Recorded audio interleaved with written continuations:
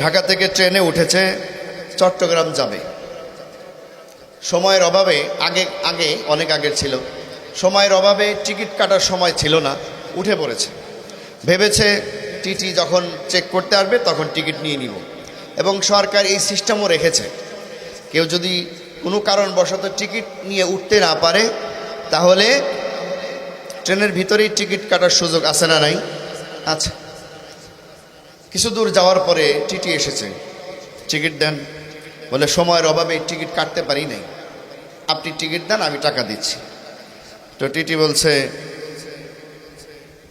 শুধু টিকিট কাটলে হবে না, আপনি যে বিনা টিকিটে ভ্রমণে উঠেছেন এই কারণে জরিমানাও হবে। ঠিক আছে, জরিমানা সহ টিকিট কাটেন, কত টাকা হয় বলেন। একটু পরে টিটি বলতেছে না, আপনাকে টিকিটও দেওয়া যাবে না, জরিমানাও করা যাবে না। বলে তাহলে কি করবেন? বলে টিকিট এবং জরিমানা ছাড়া আপনি কত দিবেন আমাকে দিয়ে দেন। কথাটা কি খুব ভালো বলেছে? সহজ কথা না?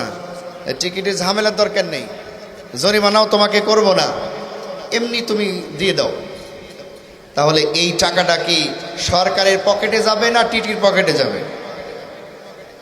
আচ্ছা, টিটি যে বেচারা চাকরি পেয়েছে সে কি শিক্ষিত না অশিক্ষিত?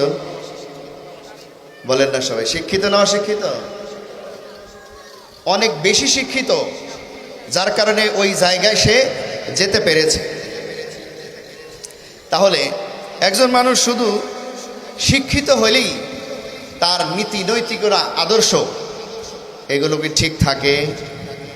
সকল শিক্ষার মাঝেই নীতি নৈতিকতা আর আদর্শ হওয়ার শিক্ষা থাকে না, যেটা কোরআনের শিক্ষায় রয়েছে। আলহামদুলিল্লাহ বলেন।